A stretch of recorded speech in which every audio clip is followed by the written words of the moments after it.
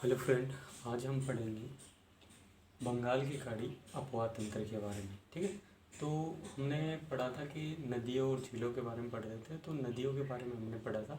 तो नदियों का जो अपवाह तंत्र होता है, 3 प्रकार का अपवाह तंत्र होता है। ठीक, उसमें लास्ट जो तीसरा जो आता है वो आता है बंगाल की खाड़ी का अपवाह तंत्र आता है। ठीक है, तो इसमें हम बात करेंगे।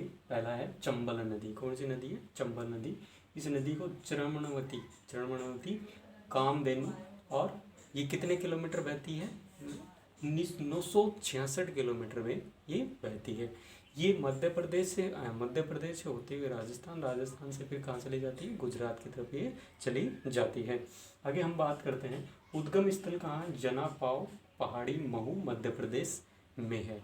तो उद्गम कहाँ होती है? मध्य प्रदेश में, फिर राजस्थान में आती है, और राजस्थान से फिर कहाँ जाती है? गुजरात में चली जाती है। तो ये जो क्वेश्चन पूछा गया था, ये पटवारी की जो एग्जाम है 2013 में पूछा गया था। ठीक है, उसके बाद हम बात करते हैं राज्य में प्रवेश। तो राज्य में प्रवेश कहाँ से करती है? तो राज्य में भैंसरोडगढ़ चित्तौड़गढ़ से प्रवेश करती है, और चूरिया जलप्रपात वहाँ पर है। कहाँ पर? चित्तौड़गढ़ में।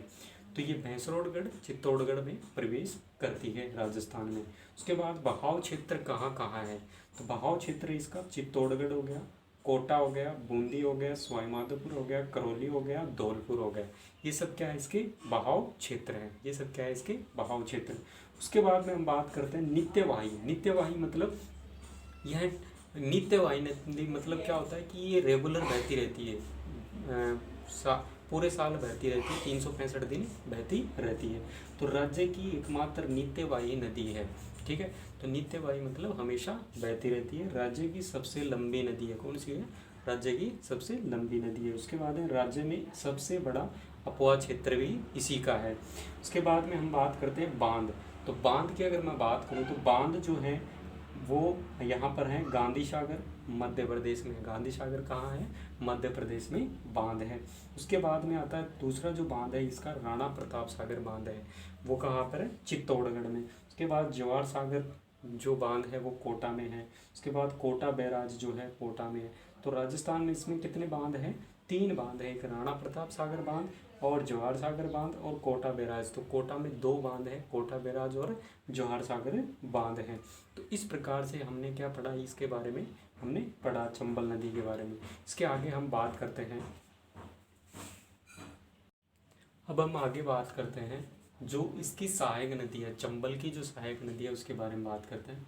तो पार्वती नदी है जो सहायक नदी है, काली सिंध हो गई, ठीक है, बनास हो गई, बामनी हो गई, नेवज हो गई, आलनिया हो गई, ठीक है, कुराल, मेज, कुन्नू, परवन, आहू और चाकड़। ये सब क्या है? इसकी सहायक नदियों में आती हैं। ठीक है, उसके बाद में राज्य में जो लंबाई है उसकी, राज्य में लंबाई कितनी है? 153 किलोमीटर इसकी राज्य में लंबाई है। और राजस्थान एमपी की जो सीमा पर जिसकी लंबाई कितनी है? 241 किलोमीटर है। उसके बाद हम बात करते हैं विलय। विलय कहाँ हो जाती है, मतलब ये समाप्त कहाँ पर हो जाती है? तो इटावा उत्तर प्रदेश के पास यमुना नदी में ये विलीन हो जाती है। तो उत्तर प्रदेश में विलीन होती है, न कि गुजरात में विलीन होती है। ठीक है, तो इस तरीके से चंबल नदी के बारे में हमने पढ़ा। आगे हम दूसरे नदी के बारे में बात करते हैं। आगे बात करते हैं हम दूसरी जो नदी है वो है पार्वती नदी। कौन सी नदी है? पार्वती नदी के बारे में हम बात करते हैं। ठीक है, तो पार्वती नदी का जो उद्गम स्थल है वो सीहोर मध्य प्रदेश है। कहाँ पर है? सीहोर मध्य प्रदेश में बहती उद्गम होती है, और राजस्थान में जो प्रवेश करती है करियाहट बारा में प्रवेश करती है।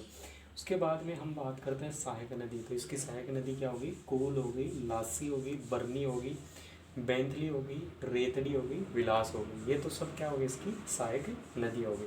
तो इस प्रकार से हमने दूसरी नदी के बारे में पढ़ा। अब हम तीसरी नदी के बारे में बात करते हैं, काली सिंध नदी। कौन सी नदी है? काली सिंध नदी, जो कि चंबल की सहायक नदी है। पार्वती नदी भी चंबल की सहायक नदी है, और काली सिंध भी इसकी सहायक नदी है। ये जो क्वेश्चन पूछा गया था कि ये इसका उद्गम, पार्वती का उद्गम स्थल कहाँ है, तो ये सेकंड ग्रेड एग्जाम में पूछा गया था 2018 के अंदर। ठीक है, उसके बाद में हम काली सिंध नदी के बारे में बात करते हैं। उद्गम स्थल है बागली गांव, देवास, मध्य प्रदेश। ठीक है, उसके बाद में सहायक नदी है इसकी आहू, परवन, निमाज और धार। ये इसकी सहायक नदी है। कौन कौन सी है? आहू, परवल, निमाज और धार, ये चीज़ें आपको याद रखनी है। ठीक है, उसके बाद हम बात करते हैं विलय कहाँ हो जाती है, तो झालावाड़ में रायपुर के निकट क्या हो जाती है, प्रवेश करती है। और प्रवेश करके 145 किलोमीटर नानेरा कोटा चंबल में क्या हो जाती है, विलय हो जाती है। यानी राजस्थान में प्रवेश करती है झालावाड़ से होते हैं, और नानेरा कोटा में क्या होती है, चंबल नदी में विलय हो जाती है। तो इस प्रकार हमने 3 नदियों के बारे में पढ़ा। आगे हम बात करते हैं चौथी नदी के बारे में। अगले हम चौथी नदी के बारे में बात करते हैं, बामनी नदी। कौन सी नदी है, बामनी नदी है। इसका उद्गम स्थल है हरिपुरा की पहाड़ियाँ, चित्तौड़गढ़। हरिपुरा की पहाड़ियों में क्या होती है, उद्गम होती है चित्तौड़गढ़ में, और विलय कहाँ हो जाती है, भैंसरोलगढ़ के पास चंबल नदी में विलय हो जाती है। उसके बाद हम बात करते हैं पांचवी नदी के बारे में। तो भैंसरोलगढ़ कहाँ, चित्तौड़गढ़ में है। ठीक, तो चित्तौड़गढ़ में विलय हो जाती है। पांचवी नदी है आहू नदी। कौन सी नदी है, आहू नदी, ये भी सहायक नदी है। उद्गम स्थल क्या है, सुसनेर, मध्य प्रदेश में क्या होता है, इसका उद्गम स्थल है, वहाँ से उद्गम होती है। राज्य में प्रवेश जो होती है वो नंदपुर झालावाड़ से राज्य में प्रवेश करती है। उसके बाद में विलय जो होता है वो गागरोन दुर्ग के पास काली सिंध में इसका विलय हो जाता है। उसके बाद में हम बात करते हैं परवण नदी। कौन सी है, अगली छठी नदी है परवण नदी। तो परवण नदी का उद्गम स्थल है मालवा पठार, मध्य प्रदेश। मध्य प्रदेश से उद्गम होती है, मालवा के पठार से। राजस्थान में जो प्रवेश होती है वो खरीबोर, झालावाड़ से प्रवेश करती है। और सहायक नदी की बात करें तो नेवज, कालीखाड़ और छापी इसकी क्या है, सहायक नदियां हैं।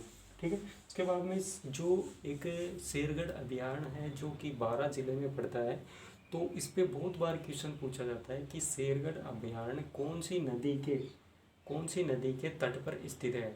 तो शेरगढ़ अभयारण्य परवण नदी के तट पर स्थित है, और कौन से जिले में स्थित है, 12 जिले में स्थित है। तो ये कई बार बहुत बार क्वेश्चन पूछा जाता है एग्जाम में, पटवार एग्जाम 2017 में ये आया हुआ है। ठीक है, तो दोस्तों आगे हम बात करते हैं सातवीं नदी के बारे में। अगली हम बात करते हैं सातवीं नदी के बारे में। तो सातवीं नदी है नेवज निमाज नदी। ठीक है, उद्गम स्थल उसका हो गया जिला राजगढ़, मध्य प्रदेश। तो मध्य प्रदेश में भी एक राजगढ़ नामक जगह है, और एक चूरू जिले के अंदर भी एक हमारे राजगढ़ नामक एक जगह है जिसे सादुलपुर जिसे बोला जाता है। तो ये राजगढ़ कौन सा है, मध्य प्रदेश वाला। तो मध्य प्रदेश से क्या होता है, उद्गम होता है। ठीक है, राजस्थान में जो प्रवेश होती है वो कोल्लू खेड़ी, झालावाड़ से राजस्थान में प्रवेश करती है। उसके बाद जो विलय जो होता है वो मवासा, झालावाड़ के पास परवण नदी में क्या हो जाती है, विलय हो जाती है। उसके बाद हम बात करते हैं आठवीं नदी जो है चाकण नदी। चाकण नदी बूंदी से निकलकर, यानी बूंदी से निकलती है और सवाई माधोपुर में चंबल नदी में मिल जाती है। तो चंबल नदी में इसका विलय होता है, और बूंदी से ये निकलती है, और कहाँ पर विलय होती है, सवाई माधोपुर में विलय होती है। उसके बाद में आलनिया नदी। आलनिया नदी का उद्गम स्थल कौन सा है, कोटा में। मुंदवाड़ा की पहाड़ी जो है वो आलनिया का उद्गम स्थल है। उसके बाद जो विलय होता है वो नोटाणा गांव में चंबल नदी में इसका विलय हो जाता है। ठीक है, उसके बाद में अगली आती है 10वीं नदी मेज नदी। मेज नदी का उद्गम स्थल है बिजोलिया, भीलवाड़ा। बिजोलिया की जो पहाड़ियाँ हैं या बिजोलिया है, वहाँ से क्या होता है, भीलवाड़ा से इसका उद्गम स्थल है, और विलय कहाँ होती है, बूंदी में, चंबल में विलय हो जाती है। ये हमने 10 नदियों के बारे में पढ़ा। अगली 11वीं नदी के बारे में हम पढ़ते हैं आगे। अगली 11वीं नदी जो है कुराल नदी। कौन सी नदी है, कुराल नदी। उसका उद्गम स्थल है ऊपरमाल का पठार, भीलवाड़ा। भीलवाड़ा में ऊपरमाल का पठार जो है वहाँ से इसका उद्गम स्थल है। विलय जो होती है बूंदी में, चंबल नदी में विलय हो जाती है। फिर 12वीं नदी है बनास नदी, और इसे वन की आशा या वर्णांशा भी कहते हैं, और इसकी जो लंबाई है वो 480 किलोमीटर है। उद्गम स्थल इसका खमनौर की पहाड़ियाँ उद्गम स्थल है। फिर बहाव क्षेत्र की बात करें तो राजसमंद, चित्तौड़गढ़, भीलवाड़ा, अजमेर, टोंक, सवाई माधोपुर में क्या होती है, विलय होती है। तो कौन कौन से जिले हो गए, राजसमंद हो गया, चित्तौड़गढ़, भीलवाड़ा, अजमेर, टोंक और सवाई माधोपुर में ये बहती है। उसके बाद हम बात करते हैं बिसलपुर बांध। जो बिसलपुर जो बांध है इसके पानी से क्या होता है, पूरे जयपुर के अंदर, जयपुर टोंक के अंदर क्या होता है, पानी सप्लाई होता है बिसलपुर बांध से। तो बिसलपुर बांध बनास नदी पर टोंक में स्थित है। कहाँ पर स्थित है, टोंक में स्थित है, बनास नदी पर स्थित है। त्रिवेणी संगम की बात करें तो त्रिवेणी संगम जो है वो मांडलगढ़ भीलवाड़ा के पास है त्रिवेणी संगम, ठीक है। और बनास, बेड़च और मेनाल का जो नदियाँ हैं, तीनों नदियाँ हैं, उनके संगम स्थल को क्या कहते हैं? त्रिवेणी संगम स्थल कहते हैं, ठीक है। विलय जो होती है वो रामेश्वर घाट सवाईमाधोपुर के निकट चंबल में विलय हो जाती है।